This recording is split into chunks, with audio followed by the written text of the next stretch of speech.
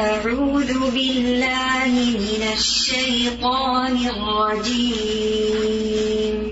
بسم الله الرحمن الرحيم. إن الذين يتلون كتاب الله وأقاموا الصلاة وأنفقوا مما رزقناهم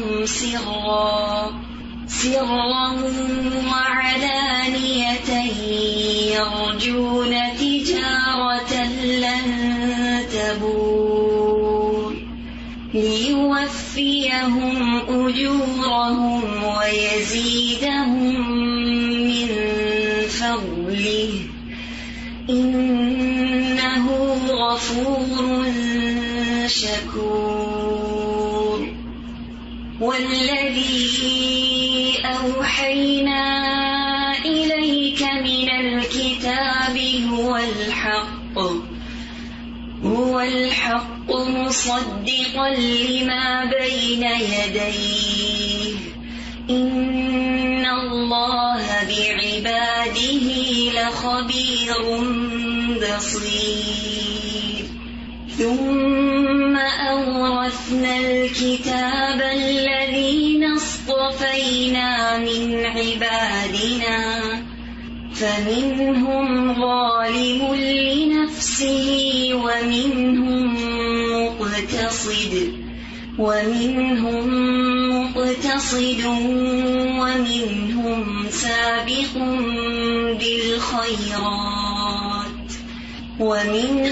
سابق بالخيرات بإذن الله ذلك هو الفضل الكبير. جنات عدن يدخلونها يحلون فيها من أساور من ذهب ولؤلؤا ولباسهم فيها حرير وقالوا الحمد لله الذي أذهب عنا الحزن إن ربنا لغفور شكور. الذي أحلنا دار المقامة من فضله لا يمسنا فيها نصب ولا يمسنا فيها لغوب. والذين كفروا لهم نار جهنم لا يقضى عليهم فيموتوا ولا يخفف عنهم من عذابها كذلك نجزي كل كفور. وهم يصطرخون فيها ربنا أخرجنا نعمل صالحا غير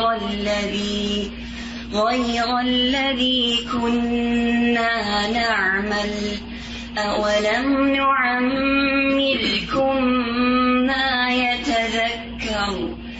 ما يتذكر فيه من تذكر وجاءكم النذير فذوقوا فما للظالمين من نصير. إن الله عالم غيب السماوات والأرض إنه عليم بذات الصدور. نحمده ونصلي على رسوله الكريم. أما بعد فاعوذ باللہ من الشیطان الرجیم بسم اللہ الرحمن الرحیم رب اشرح لي صدری ویسر لي امری واحلل عقدۃ من لسانی یفقہوا قولی. اس وقت جن آیات کی تلاوت آپ کے سامنے کی گئی ہے یہ 22 پارے میں سورۃ فاطر کی آیات. اس کا ترجمہ ہے جو لوگ اللہ کی کتاب کی تلاوت کرتے ہیں اور نماز کی پابندی رکھتے ہیں اور جو کچھ ہم نے انہیں عطا کیا ہے اس میں سے چھپے اور کھلے خرچ کرتے ہیں وہ ایسی تجارت کے امیدوار ہیں جس میں کبھی خسارہ نہیں ہوگا، نقصان نہیں ہوگا، تاکہ ان کو ان کی اجرتیں پوری دے دے. یعنی اللہ تعالیٰ ان کا بدلہ ان کی محنتوں کا پورا عطا کر دے اور ان کو اپنے فضل سے اور بھی زیادہ نوازے. بے شک وہ بڑا بخشنے والا قدردان ہے. اور یہ کتاب جو ہم نے آپ کے پاس بطور وحی بھیجی ہے یہ بالکل ٹھیک ہے، یعنی قرآن مجید جو کہ اپنے سے پہلی کتابوں کی بھی تصدیق کرتی ہے. اللہ تعالیٰ اپنے بندوں کی پوری خبر رکھنے والا ہے، خوب دیکھنے والا ہے. پھر ہم نے ان لوگوں کو اس کتاب کا وارث بنایا جن کو ہم نے اپنے بندوں میں سے پسند فرما لیا.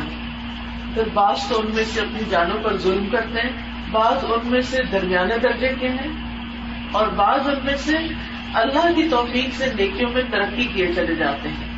یہ بڑا فضل ہے. وہ باغات میں ہمیشہ رہنے کے جن میں یہ لوگ داخل ہوں گے سونے کے کنگن اور موتی پہنائے جائیں گے اور پوشاک ان کی وہاں ریشم کی ہوگی. اور وہ کہیں گے کہ اللہ کا لاکھ لاکھ شکر ہے جس نے ہم سے غم دور کر دیا. بے شک ہمارا رب بڑا بخشنے والا بڑا قدردان ہے جس نے ہمیں اپنے فضل سے ہمیشہ رہنے کے مقام میں لا اتارا جہاں نہ ہمیں کوئی تکلیف پہنچے گی اور نہ ہمیں کوئی تھکاوٹ لاحق ہوگی. اور وہ لوگ جنہوں نے کفر کیا ان کے لیے دوزخ کی آگ ہے، نہ تو ان کی قضا ہی آئے گی کہ مر ہی جائیں اور نہ دوزخ کا عذاب ہی ان سے ہلکا کیا جائے گا، اور ہم ہر کافر کو ایسی ہی جزا دیتے ہیں. وہ لوگ اس میں چلائیں گے اور کہیں گے کہ اے ہمارے رب ہمیں اس میں سے نکال کہ ہم اچھے کام کریں برخلاف ان کاموں کے جو کیا کرتے تھے. تو اللہ تعالیٰ فرمائے گا کیا ہم نے تمہیں اتنی عمر نہ دی تھی کہ جس کو سمجھنا ہوتا وہ سمجھ سکتا، اور تمہارے پاس ڈرانے والا بھی پہنچا تھا. سو مزہ چکھو ایسے ظالموں کا کوئی مددگار نہیں. بے شک اللہ تعالیٰ جاننے والا ہے آسمانوں اور زمین کی پوشیدہ چیزوں کو، بے شک وہی جاننے والا ہے سینوں کی باتوں کو. یہ چند آیات اس صورت میں سے آپ کے سامنے رکھی گئی ہیں صرف ایک ریمائنڈر کے طور پر. آپ سب ماشاءاللہ قرآن پڑھنے والے ہیں اور ترجمہ بھی پڑھا ہوگا آپ نے، لیکن پڑھنے کے باوجود ہم بہت ساری چیزیں بھول جاتے ہیں، تو اس لیے ریمائنڈر بڑا ضروری ہوتا ہے. تو آغاز جہاں سے ہوتا ہے وہ ہے ان الذین یتلون کتاب اللہ. پھر قرآن پڑھنے کا طریقہ یہ ہے کہ انسان جو کچھ پڑھتا جائے اس کو اپنے اندر ڈھونڈتا جائے کہ یہ جو بات یہاں کی جا رہی ہے، جن لوگوں کی بات کی جا رہی ہے، جن لوگوں کے ساتھ انعام کا وعدہ کیا جا رہا ہے یا جن لوگوں کے ساتھ سزا کا وعدہ کیا جا رہا ہے، میں ان میں سے کن میں شامل ہوں، میں کون ہوں، میں کہاں کھڑا ہوں. تو سب سے پہلی چیز کہ جو لوگ اللہ کی کتاب کی تلاوت کرتے ہیں ہمیں سوچنا چاہیے کہ کیا ہم روزانہ ریگولرلی قرآن کی تلاوت کرتے ہیں یا نہیں کرتے، اس میں پابندی کرتے ہیں یا نہیں. کیونکہ افسوس کے ساتھ کہنا پڑتا ہے کہ بعض ماں باپ دنیا کی تعلیم کی طرف تو بہت زیادہ فکر کرتے ہیں بچوں کی، اور اس کے لیے مال بھی خرچ کرتے ہیں، جان بھی لگاتے ہیں، فکر ہم دعائیں سب کچھ کرتے ہیں. لیکن اگر کوئی اچھے قاری صاحب نہیں ملے تو قرآن نہیں پڑھواتے اور کہتے ہیں کیا کریں، کوئی پڑھانے والا نہیں ملتا. ایک عذر بہانہ تلاش کر لیتے ہیں اور بچے بیچارے معصوم اسی طرح بڑے ہو جاتے ہیں کہ انہوں نے قرآن پڑھے ہی نہیں ہوتا. پھر بڑے ہوتے ہیں تو پھر ان کو شرمندگی ہوتی ہے کہ ہم اب کسی سے کہیں گے کہ ہم نے قرآن نہیں پڑھا، تو وہ بھی رہ جاتا ہے. بعض لوگ بچپن میں تو پڑھا دیتے ہیں لیکن بچوں کو روز پڑھنے کی عادت نہیں ڈالتے. نتیجہ کیا ہوتا ہے کہ وہ پڑھا ہوا بھی بھول جاتے ہیں. کچھ لوگ ایسے ہوتے ہیں کہ جو پڑھتے بھی ہیں اور بچوں کو پڑھنے کے لیے بھی کہتے ہیں اور وہ پڑھتے بھی ہیں، لیکن وہ رمضان میں صرف پڑھتے ہیں یا کبھی کبھار کسی فوتگی پہ پڑھ لیا یا کوئی اور اوکیزن ہوا، کوئی مشکل آئی تو اس وقت پڑھ لیا، یا انہوں نے قرآن کے کچھ حصے مخصوص کیے ہوتے ہیں، کچھ صورتیں مخصوص کی ہوتی ہیں، بس پورے قرآن میں سے وہ وہی پڑھتے ہیں.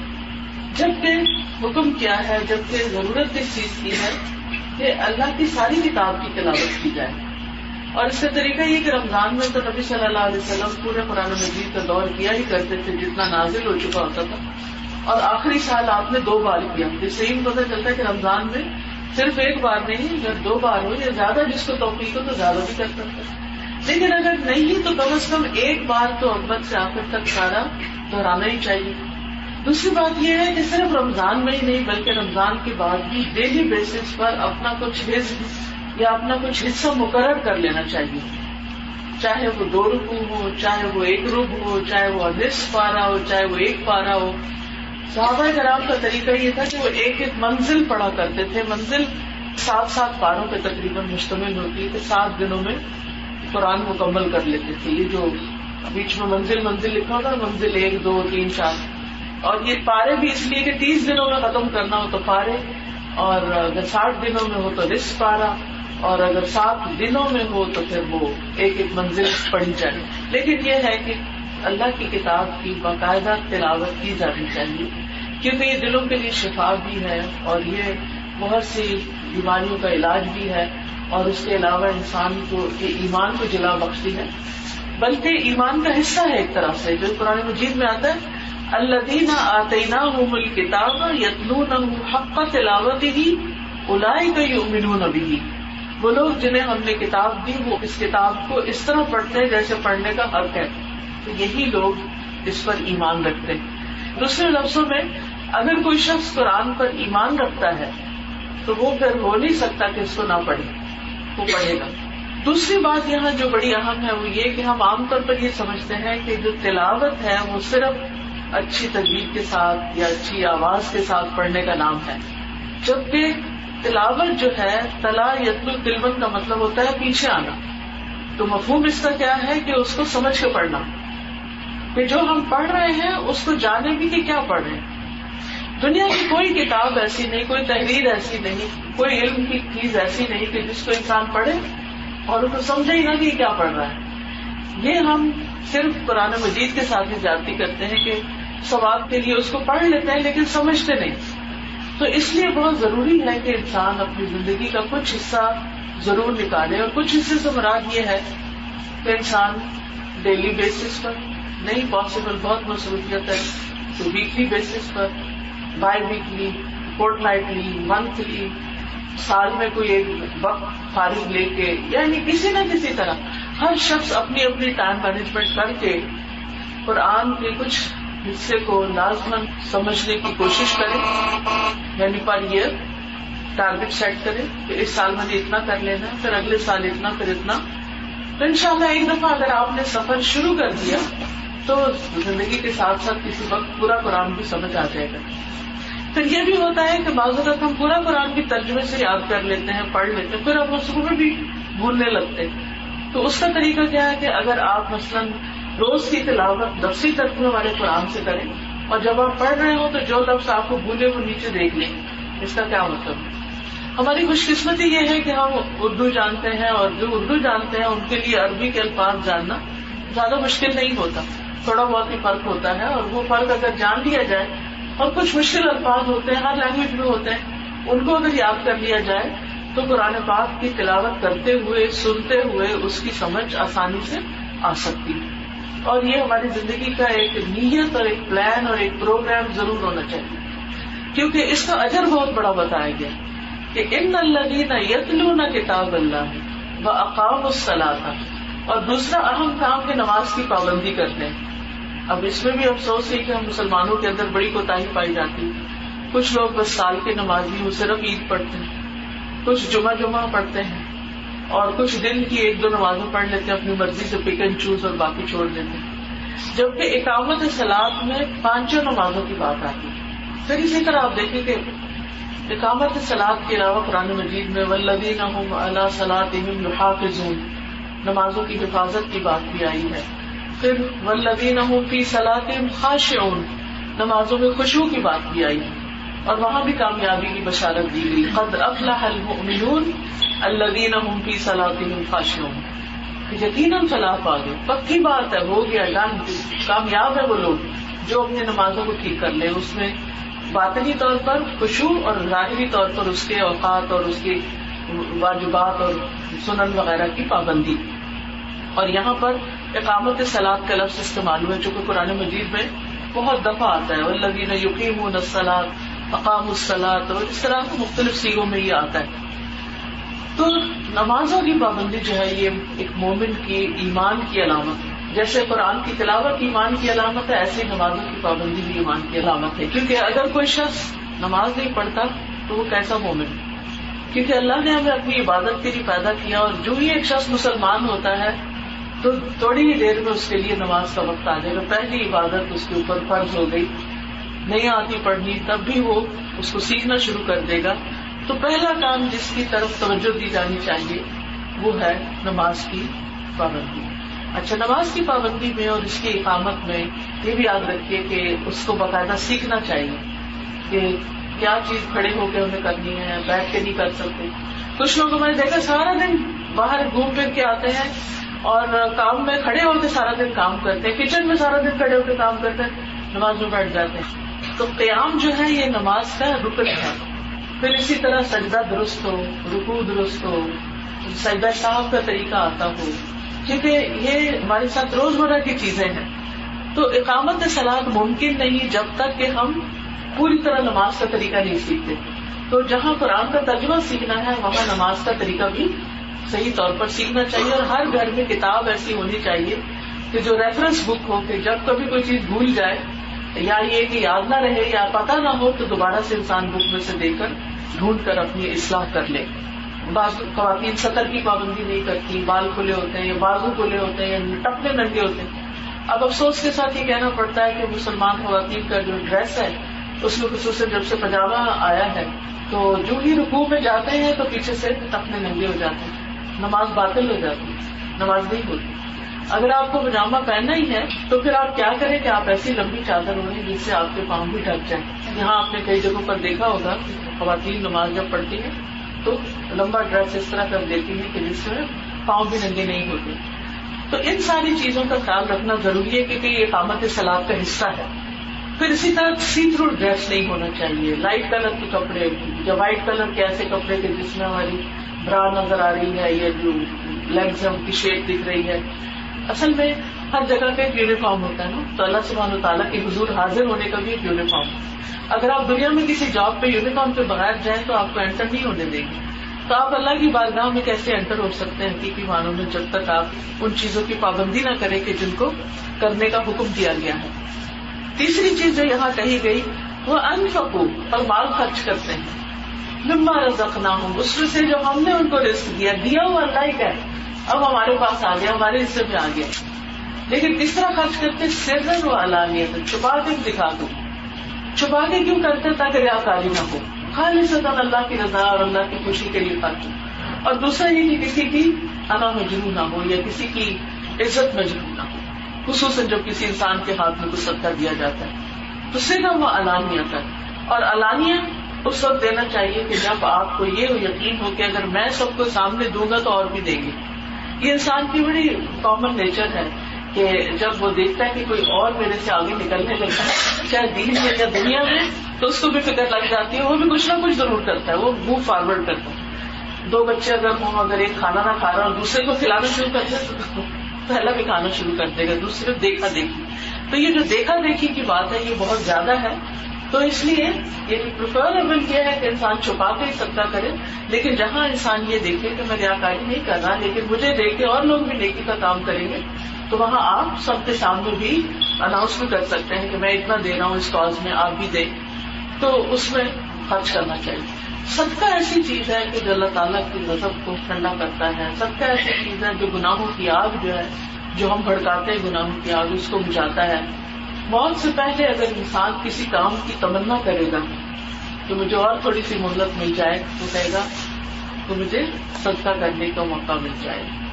اور یہ ہوتا بھی ہے کہ انسان جب بیمار ہوتا ہے یا مرنے لگتا ہے تو وہ کہتا ہے مجھے فلاں چیز بھی صدقہ کر دو تاکہ میرے کام آئے. لیکن اس وقت تو وہ دوسروں کی طرف چلی جاتی ہے. اور وہ موت کے وقت جو صدقہ کرنا ہے اس سے افضل صدقہ وہ ہے جو انسان زندگی اور صحت کی حالت میں کرتا ہے. تو اس کا بھی ہمیں پلان کرنا چاہیے کہ صدقہ کب کب کرنا ہے. جیسے قرآن مجید کے پڑھنے کا پلان ہے، اگر ایک پلاننگ اچھی ہو جائے تو انسان سے پھر وہ کام چھوٹتا نہیں، پھر ریگولرٹی ہو جاتی ہے. نمازوں کی پلاننگ تو اللہ تعالیٰ نے خود ہمیں کر کے دی کہ دن کے ان 5 اوقات میں آپ نے پڑھنی.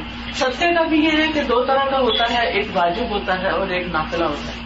صدقات واجبہ جو ہیں ان میں زکوٰۃ وغیرہ ہے, اور نافلہ جو ہے وہ تو اس کی تو کوئی حد ہی نہیں, اس میں تو بہت زیادہ وسعت ہے. حتیٰ کہ آپ کو مسکرانا بھی صدقہ ہے, آپ کی اچھی بات کسی کو بتانا بھی صدقہ ہے, علم کو پھیلانا جو ہے وہ صدقہ جاریہ ہے. یعنی آپ کو اچھی کتاب لکھتے ہیں یا آپ لوگوں کے نفع مند علم میں اضافہ کرتے ہیں, تعلیم دیتے ہیں, یا ویسے کتابیں دیتے ہیں, یا کتابوں کی پرنٹنگ میں آپ لگاتے ہیں, یا قرآن کا نسخہ کسی کو دیتے ہیں, تو یہ سارا کچھ جو ہے علم کی نشر و اشاعت کے صدقہ جاریہ بن جاتا ہے. تو صدقات کے اندر بہت وسعت ہے. حتیٰ کہ اگر ایک شوہر اپنی بیوی کو پانی کا گلاس لا کے دیتا ہے تو وہ بھی اس کے حق میں صدقہ لکھا جاتا ہے. ایک لقمہ جو اپنی بیوی کے منہ میں ڈالتا ہے یا وہ کما کے لاتا ہے تو وہ بھی اس کے لیے حسنات یعنی صدقے کے برابر ہی لکھا جاتا ہے. صدقہ صرف وہ نہیں ہوتا جو ہمارے ہاں ایک کالا بکرا یا یہ کہ کوئی مخصوص قسم کی کسی کے سر کے اوپر سے گھما کے کوئی چیز دی جاتی ہے, تو خود ساختہ چیزیں ہیں, ان کی حقیقت نہیں. لیکن یہ کہ انسان روزانہ کی پلاننگ میں رکھے کچھ نہ کچھ اس میں دوسروں کو فائدہ ضرور دینا ہے. تو ہمیں چاہے کیش کی شکل میں چاہے کائنڈ کی شکل میں, اگر ہم روزانہ کسی ایسی جگہ جاتے ہیں جہاں صدقہ کرنے کا موقع ہے, جیسے مسجد وغیرہ میں باکسز رکھے ہوتے ہیں, یہاں تو شاید اتنا سلسلہ نہیں لیکن کچھ علاقوں میں, تو آپ اپنے ساتھ کوئی نہ کوئی چیز لے لیں. اگر اور کچھ نہیں تو جیسے مسجد میں بچے وغیرہ ہوتے ہیں ان کے لیے کچھ لے جائیں, کسی اور کے لیے. ایک بزرگ کے بارے میں آتا ہے کہ وہ جب مسجد جاتے تھے کچھ نہ کچھ ضرور لے کے جاتے تھے. ایک دن وہ اپنے ساتھ پیاز لے گئے, تو کسی نے ان کو کہا یہ مسجد ہے تم پیاز لے کر آ گئی. انہوں نے کہا کہ اللہ میرے گھر میں اس کے علاوہ کوئی چیز نہیں تھی اور میں صدقہ کرنے سے محبت رکھتا ہوں, تو میں نے سوچا کہ یہی کسی کو دے دوں. یعنی مجھے کرنا تھا, پسندیدہ چیز نہیں ملی, جو ملا میں وہی لے آیا. اسی طرح پچھلے سال میرے داماد جو تھے وہ ایک شیخ ہیں یہاں, نام مجھے اب یاد نہیں, جنہوں نے خطبہ حج دیا تھا, ان کی بات تھی. تو وہ بتا رہے تھے کہ ان کے ساتھ وہ چل رہے تھے اور انہوں نے کئی چیزیں بتائی تھی. کہتے ہیں کہ مسجد انٹر ہونے سے پہلے انہوں نے وہ جو بینکس ہوتے ہیں جہاں پر آن لائن بینکنگ ہوتی ہے, جس طرح ATM ہوتا ہے اسی طرح, تو کہتے ہیں کہ وہ وہاں پہلے گئے اور پھر انہوں نے صدقہ کیا اور پھر وہ مسجد گئے. تو انہوں نے کہا کہ میرا یہ معمول ہے کہ میں مسجد جانے سے پہلے ضرور کچھ نہ کچھ صدقہ کرتا ہوں اور ہر نماز سے پہلے کرتا ہوں. ضروری نہیں ہوتا کہ آپ کو بہت ملینز خرچ کریں تو وہ صدقہ شمار ہوتا ہے. اگر آپ کوئی چھوٹی سی چیز, کیونکہ قیامت کے دن تو چھوٹی سی چیز جو ہے وہ بھی آپ کی نیکیوں میں, وَمَن يَعْمَلْ مِثْقَالَ ذَرَّةٍ خَيْرًا يَرَهُ وَمَن يَعْمَلْ مِثْقَالَ ذَرَّةٍ شَرًّا يَرَهُ. یعنی خیر کا بھی اور شر کا بھی ذرہ ذرہ بھی نوٹ کر لیا جائے گا. تو اس لیے انسان کو اس معاملے میں سستی نہیں کرنی چاہیے, بخل نہیں کرنا چاہیے, جو میسر ہو وہ دینا چاہیے, چھپا کے بھی دینا چاہیے, دکھا کے بھی دینا چاہیے. لیکن سب سے پہلے جو فکر کرنی چاہیے وہ اپنے فرائض ادا کرنے. اگر کوئی شخص زکوٰۃ نہیں دیتا تو پھر نفلی صدقات سے پہلے اس کی زکوٰۃ کا حساب پاک کیا جائے گا, پھر اس کو نفل صدقے کا فائدہ ہوگا. تو یہ جو نفلی عبادتیں ہمارے ساتھ لگ گئی ہیں, نماز میں نفل ہیں, روزے میں نفلی روزے ہیں, زکوٰۃ کے ساتھ صدقہ ہے, تو یہ اسی وجہ سے ہے کیونکہ فرائض کا بڑا سخت حساب ہونا ہے. تو اگر فرائض میں کوئی کمی رہ گئی تو یہ نوافل اس کو کمپنسیٹ کر دیں گے. تو اس لیے فرائض کا تو اہتمام کرنا ہی کرنا ہے, لیکن اس کے ساتھ یہ کہ نوافل کو بھی ساتھ ساتھ جاری رکھنا ہے.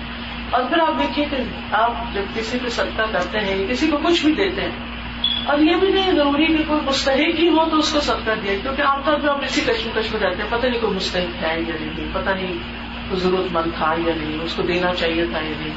تو اس میں آپ دیکھیے کہ کسی کو آپ کچھ بھی جو دیتے ہیں نا تو وہ آپ کے حق میں صدقہ ہی لکھا جاتا ہے. ایک ہوتا ہے غریب مسکین کو دینا, وہ تو دینا ہی ہے, وہ زکوٰۃ کے جیسے مصارف ہیں تو اس میں تو وہ آئے گا ہی. لیکن اس کے علاوہ آپ کسی بھی ذی روح کے ساتھ کوئی بھلائی کرتے ہیں, مثلاً آپ بیماروں کو ہی دیکھتے ہیں, آپ اچھی طرح ان کو دیکھتے ہیں, پوری توجہ سے ان کی بات سنتے ہیں, پوری محنت کے ساتھ ڈائگنوز کرتے ہیں اور صحیح سوچ سمجھ کے دوا دیتے ہیں, تو یہ خدمت خلق کا کام بھی آپ کی طرف سے ایک صدقہ شمار ہوتا ہے.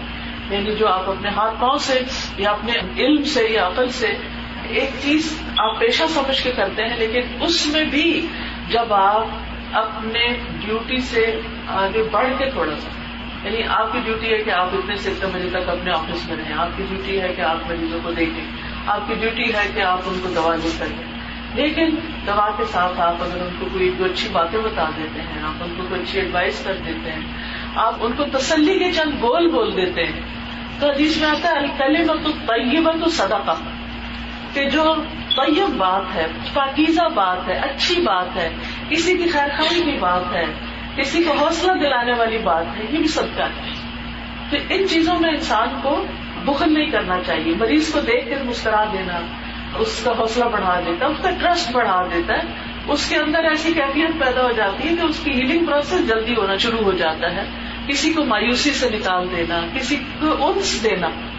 یعنی بعض لوگ تنہائی کا شکار ہوتے ہیں، فیملی میں ہوتے ہیں، جیسے پیرنٹس وغیرہ ہوتے ہیں، اکیلے ہوتے ہیں، انہوں نے ہمیں پیدا کیا، پڑھایا لکھایا، سب کچھ کیا، اور پھر جوان ہو گئے ہم تو ان کو چھوڑ کر آ گئے. تو اب ان کا حق کس طرح ادا کریں؟ ان کو فیسیلیٹیٹ کرنا، ان کے لیے کسی میڈ کا انتظام کرنا، ان کے لیے کھانے پینے کا کوئی اچھا انتظام کر دینا، ان کے لیے دعائیں کرنا، کسی بھی طرح ان کا دل خوش کرنا، اگر فون کال پہ خوش ہوتے ہیں یا اور کسی چیز سے، یا ان کے کہنے پر کسی کی مدد کر دینا. تو یہ چھوٹی چھوٹی چیزیں ہیں جو انسان کو وقت نکال کر اپنی زندگی میں دوسروں کے کام آگے کرنی پڑتی ہیں. تو یہ سب انسان کا صدقہ شمار ہوتا ہے. لیکن یہاں پر خاص طور پر مال خرچ کرنے کی بات ہو رہی ہے. اور پھر رزقناہم میں جب رزق کی بات آتی ہے تو ہر نعمت ہی ایک رزق ہو جاتی ہے. تو اس میں سے اپنی نعمتوں کو دوسروں کے ساتھ شیئر کرنا جو ہے یہ اس میں شامل ہو جاتا ہے. تو اس کے اوپر اجر کیا ہے؟ یرجون تجارتاً، یہ ایک ایسے بزنس کے توقع رکھتے ہیں، ایسا بزنس کر رہے ہیں لن تبور، جس میں خسارہ ہے ہی نہیں، 100% پروفٹ ہی پروفٹ. اب دیکھیے دنیا میں کون سی انویسٹمنٹ ہے کہ جس میں انسان یہ کہے کہ وہ 100% پروفٹ کی. یعنی اگر آپ کو کوئی یہ بتائے کہ آپ یہاں انویسٹ کریں، میں آپ کو گارنٹی دیتا ہوں، لکھ کے دیتا ہوں 100% پروفٹ ہوگا، اس میں کوئی نقصان نہیں ہوگا، تو آپ کرا کے کچھ نہ کچھ آپ وہاں انویسٹ ضرور کر دیں گے. تو یہ 3 کام کوئی مشکل کام نہیں ہے، روزانہ کے کرنے کے کام ہیں. چاہے 5 منٹ ہی لگائیں قرآن پڑھنے میں، چاہے آپ فرض نماز ہی پڑھ پائیں، یعنی اگر نفل وغیرہ کا ٹائم نہیں، ڈیوٹی سخت ہے، ایک اور مصروفیت ایسی آ گئی ہے، لیکن اگر فرض ہی ادا کر پائیں اور اگر زکوٰۃ ہی ادا کر دیں، یہ بیر منیمم ہے. زیادہ تو پھر زیادہ ہی ہے، جتنا آپ کریں گے اتنے درجات بڑھتے چلے جائیں گے، کیونکہ جنت کے بھی 100 درجے ہیں اور ہر درجہ جو ہے دوسرے سے اتنا اونچا ہے جتنا زمین آسمان کا فرق ہے. دنیا میں ہم چاہتے ہیں ہمارے درجے بلند ہو، تو جو آخرت کے درجوں کی بلندی کا سوچتے ہیں تو وہ بھی پھر اسی اعتبار سے اپنے عمل کرتے ہیں. تو یہاں پوری یقین دہانی تسلی کرا دی گئی کہ اس راہ میں اگر انویسٹ کرو گے تو کسی طرح بھی تمہیں کوئی نقصان نہیں ہوگا. لیوفیہم اجورہم ویزیدہم من فضلہ، تاکہ ان کو ان کی اجرتیں پوری دے دے. اجرت ہوتی ہے محنت پر، آپ کام کرتے ہیں، آپ کو ویجز ملتی ہے، آپ کو سیلری ملتی ہے جتنا آپ نے کیا ہوتا ہے. لیکن کچھ کاموں پر آپ کو بونس بھی ملتا ہے، ایکسٹرا بینیفٹس ملتے ہیں، یا اچھی پرفارمنس پر آپ کو جلدی پروموشن مل جاتی. تو یہاں پر اللہ سبحانہ تعالیٰ کا وعدہ ہے کہ ایک تو ان کی محنت کا جو برابر کا اجر ہے وہ تو ملے گا ہی ان کو، وَيَزِيدُهُم مِّن فَضْلِهِ، اور اللہ اپنے فضل سے ان کو اور زیادہ بھی دے گا اور بھی بڑھا دے گا، یعنی بدلہ بھی مل جائے گا اور ایکسٹرا بھی مل جائے گا. اور یہ اللہ تعالیٰ ہی دے سکتا ہے. بندوں سے ہم توقع رکھتے ہیں تو مایوسی ہوتے ہیں، لیکن یہ اللہ کا وعدہ ہے. إِنَّهُ غَفُورٌ شَكُورٌ، وہ بڑا بخشنے والا ہے جو ہمارے فرائض میں کوتاہی ہو. شکور، نیکیوں کی قدر دانی کرنے والا ہے کہ اس بندے نے بڑی محنت کی ہے، لیکن انسان کا غلطی ہو گئی، غفلت ہو گئی، کمزوری ہو گئی، تو کوئی بات نہیں، اس کو معاف کر دینا چاہیے اور اس کو اس کی محنت کا بدلہ دے دینا چاہیے. پھر فرمایا اور یہ کتاب جو ہم نے آپ کے پاس، یعنی یہ قرآن جو نبی صلی اللہ علیہ وسلم کے پاس وحی کے طور پر بھیجا ہے، یہ بالکل ٹھیک ہے، اس کو کوئی شک نہیں ہے. اس پر انسان پورے شرح صدر کے ساتھ عمل کر سکتا ہے، جو کہ اپنی سے پہلی کتابوں کی بھی تصدیق کرتی ہے. قرآن مجید میں بہت سے ایسے مضامین بھی ہیں جو پہلی کتابوں میں بھی تھے اور یہاں بھی پائے جاتے ہیں، اور ان کتابوں پر بھی ایمان لانے کا حکم دیتی ہے یہ کتاب. والذین یؤمنون بما انزل الیک وما انزل من قبلک، اور ان میں سے obviously جو اللہ کی طرف سے نازل ہوا اسی کی تصدیق. اللہ تعالیٰ اپنے بندوں کی پوری خبر رکھنے والا، خوب دیکھنے والا ہے. یعنی ایسا نہیں کہ اسے پتا نہیں کہ ہم کس حال سے گزر رہے ہیں، ہمارے دل کا حال کیا ہے، ہمارے اوپر جو دکھ یا تکلیفیں یا پریشانیاں یا مسائل ہیں، سب خبر ہے اس کو. جو ہمیں نعمتیں دے رکھے اس کی بھی خبر ہے, جو کچھ ہم کرتے ہیں اس کی بھی خبر ہے, اور بصیر دیکھتا ہے. کوئی لمحہ ایسا نہیں جب ہم اللہ کی نگاہ سے چھپ سکیں. لیکن یہ بات یہاں پر کیوں کہی گئی, یعنی اللہ تعالیٰ کی صفات کا علم ہونا کیوں ضروری ہے؟ کیونکہ بعض اوقات ہم لوگوں کے سامنے اچھے بن جاتے ہیں اور جب اکیلے ہوتے ہیں تو ہم بھول جاتے ہیں اچھائی کرنا. تو انسان کو جب یہ یاد ہو کہ میرا رب تو مجھے تنہائی میں بھی دیکھتا ہے, ایسے انسان کو حقیقی تقویٰ حاصل ہوتا ہے. پھر وہ غیبت نہیں کرے گا, لوگوں کے پیٹ پیچھے ان کو برا نہیں سوچے گا, دل کی بھی حفاظت کرے گا کہ میرے بدگمانیاں نہیں رکھنی, معاف کر دینا لوگوں کو, مٹا دینا اپنے دل سے سب کچھ. تو اللہ سبحانہ وتعالیٰ پر ایمان کا تقاضا یہ کہ ہم اس کی صفات پر بھی ایمان رکھیں کہ ہاں واقعی وہ دیکھتا ہے. پھر فرمایا ثم اورثنا الکتاب الذین اصطفینا من عبادنا, پھر ہم نے ان لوگوں کو اس کتاب کا وارث بنایا, یعنی محمد صلی اللہ علیہ وسلم کی امت کی طرف اشارہ ہے, جن کو ہم نے اپنے بندوں میں سے چن لیا. یعنی باقی ساری اقوام میں سے امت محمد صلی اللہ علیہ وسلم کو اللہ نے چن لیا کہ وہ اس کتاب کی حامل بنے. لیکن امت کیسی ہے اس کی ڈسکرپشن دی جا رہی. فَمِنْهُمْ ظَالِمٌ لِنَفْسِهِ, امت میں کچھ لوگ ایسے ہیں جو اپنی جانوں پہ ظلم کرتے ہیں. اپنی جان پہ ظلم کیا ہوتا ہے؟ گناہ, اللہ کی نافرمانی. جب ہم اللہ کی نافرمانی کرتے ہیں تو کسی کا کچھ نہیں جاتا, اپنا ہی جاتا ہے. اور جب نیکی کرتے ہیں تو وہ بھی اپنے کو فائدہ ہوتا ہے. ان احسنتم احسنتم لانفسکم, اگر تم نے احسان کیا, اچھا کیا تو اپنی جان کے لیے کیا, اور اگر تم نے برا کیا تو وہ بھی تمہارے اوپر ہی پڑے گا. تو اس لیے کچھ لوگ ظلم کرنے والے ہیں. یہ ظلم خاص طور پر فرائض میں کوتاہی, حرام کاموں کا ارتکاب, اور بعض لوگ صغیرہ گناہوں کی پرواہ نہ کرنا کرتے چلے جاتے ہیں. تو ایسے لوگ جو ہیں یہ اپنے آپ کو اس اعلیٰ درجے سے محروم کر لیں گے جس میں ایک امتی کو ہونا چاہیے. وَمِنْهُمْ مُقْتَصِدٌ, اور ان میں سے کچھ درمیانی راہ چلنے والے ہیں, یعنی ملے جلے عمل کرتے ہیں, یعنی فرائض تو ادا کر لیتے ہیں لیکن نوافل وغیرہ نہیں ادا کرتے, تو یہ درمیان میں آ گئے. ظالم تو وہ ہیں جو گناہ کرتے ہیں فرائض بھی ادا نہیں کرتے. درمیانے کون ہیں؟ جو فرائض ادا کر لیتے ہیں لیکن مستحبات اور سنن اور ان چیزوں کی پرواہ نہیں کرتے. فرض نماز پڑھی, اٹھائی جائے نماز پڑھی تو چل کرتے, جیسے قید ہو گئے تھے تھوڑی دیر کے لیے, قید سے نکلے تو پھر آزاد ہو گئے. اور پھر اسی طرح یہ ہے کہ کبھی حرام چیزوں کا بھی ارتکاب کر لیں, اور نیک ہیں لیکن نیکی میں بہت زیادہ کوشش نہیں کرتے, آگے نہیں جاتے, جہاں ہے بس وہیں کریں, اب ادھر ہی ٹھیک ہے.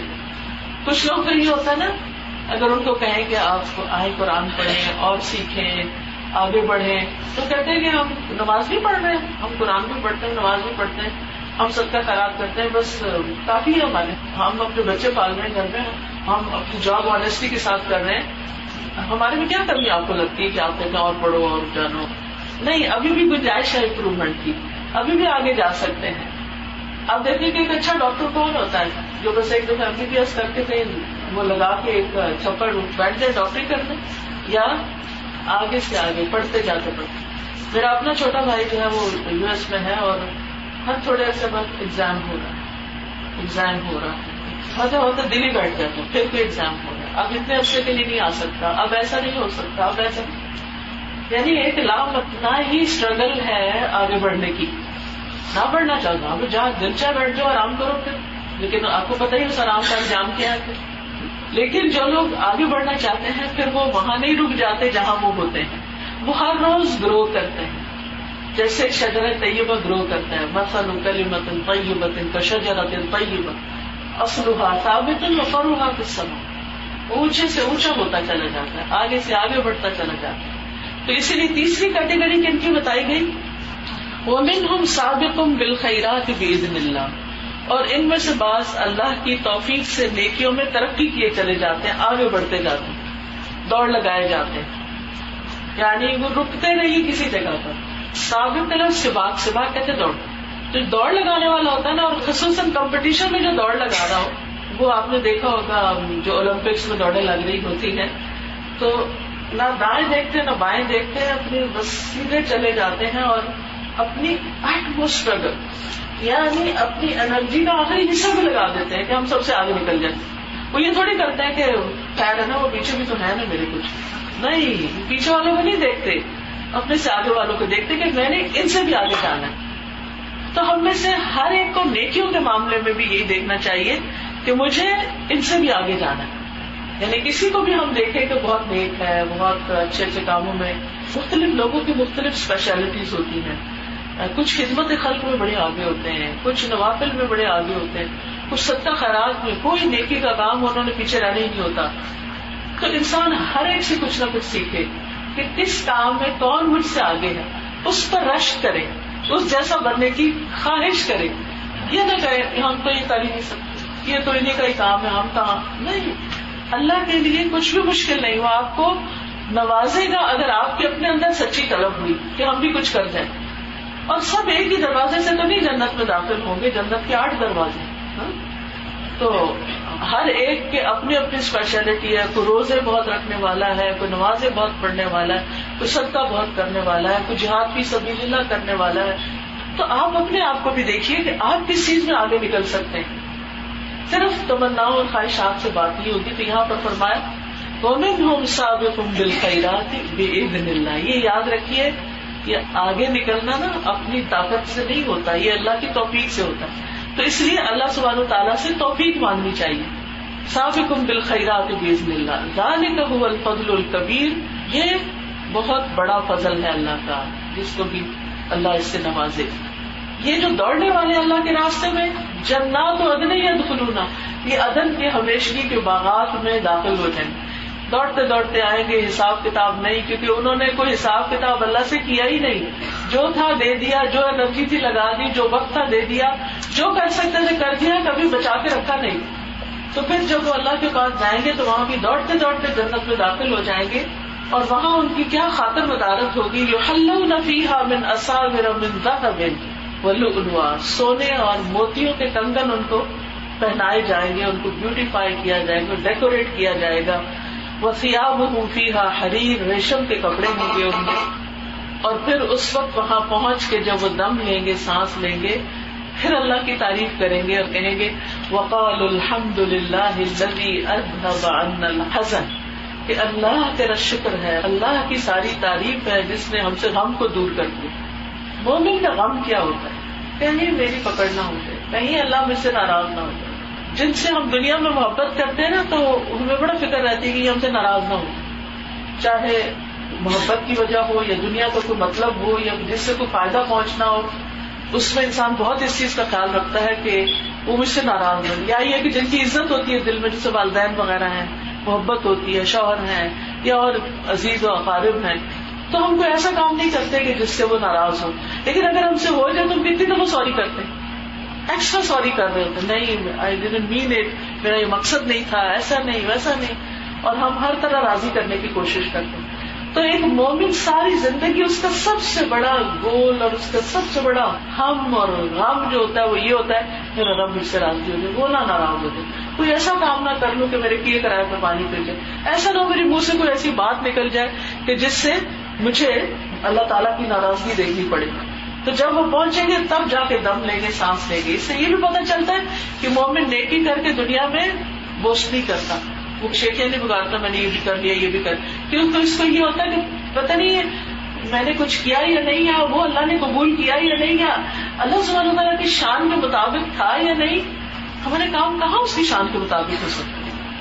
تو وہ کبھی بھی اپنی نیکیوں پر اور اپنے اچھے کاموں پر فخر نہیں کرتا.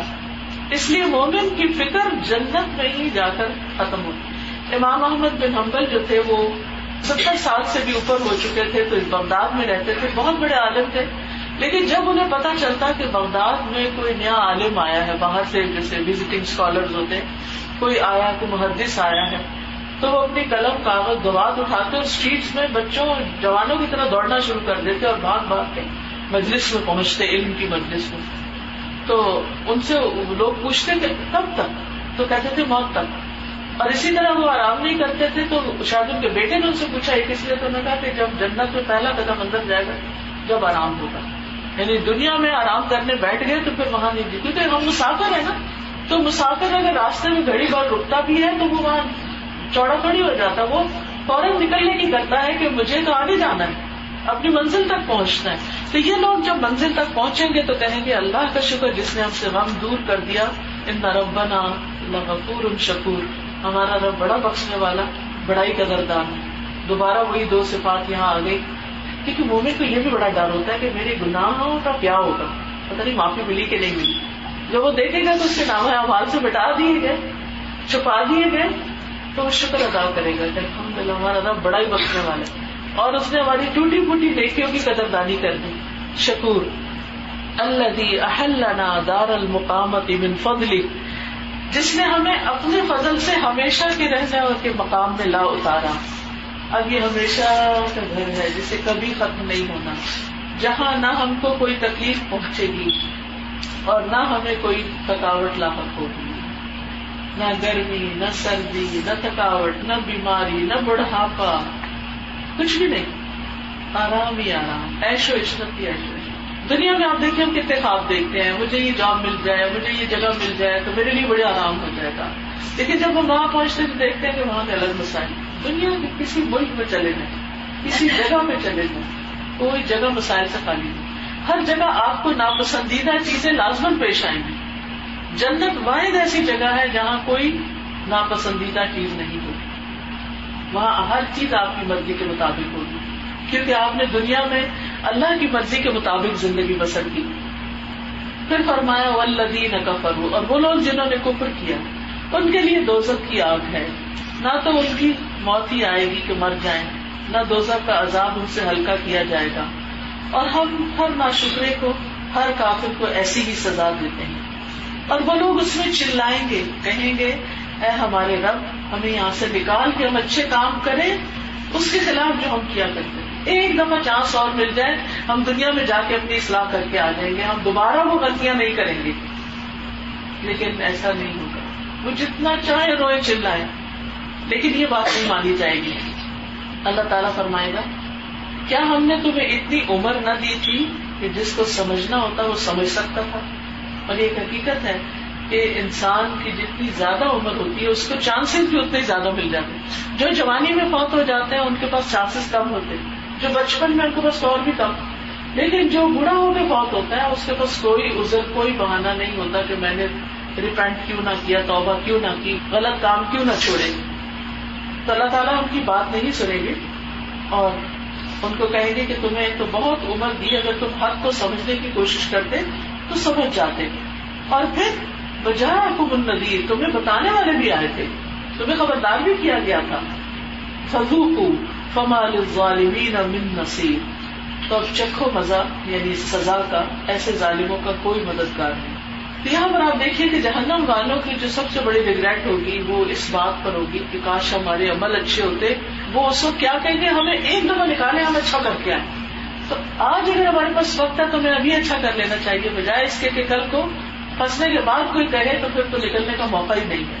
اور آخر میں فرمایا بے شک اللہ تعالیٰ جاننے والا ہے آسمانوں اور زمین کی چھپی ہوئی چیزوں کو. 7 آسمان اور ایک آسمان کے اوپر ایک، کتنی وسعت ہے آسمانوں کے اندر. انسان نے جتنا بھی کاسموس کا علم حاصل کیا ہے، جتنی بھی گیلیکسیز وغیرہ کے بارے میں، تو انسان کی عقل دنگ رہ گئی کہ کتنی وسعت ہے صرف اس آسمان کی جو نظر آتا ہے. آگے تو اللہ ہی بہتر جانتا ہے کہ اور کیا کیا مخلوقات ہیں. اور دوسری بات کیا فرمائی، بے شک وہی جاننے والا ہے سینوں کی باتوں کا. یعنی اللہ کے علم کی وسعت بھی بتا دی گئی اور پھر آخری حد تک دل کے اندر چھپے ہوئے خیالات اور ہماری جو چھپی ہوئی چیزیں ہیں ان کو بھی وہ جانتا ہے. یعنی ہم ہر آن ہر لمحہ اسی کی نگاہ میں. پیچھے خبیر بصیر کی بات ہوئی اور یہاں بھی سینوں کے بھید جاننے والے کی بات ہوئی. تو پیدا اس نے کیا ہے، جانا اس کی طرف ہے، یہ زندگی بھی اسی کی مرضی کے مطابق ہونی چاہیے.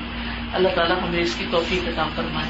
وآخر دعوانا ان الحمد للہ رب العالمین. سبحانک اللہم وبحمدک، اشہد ان لا الہ الا انت، استغفرک واتوب الیک. السلام علیکم ورحمۃ اللہ وبرکاتہ.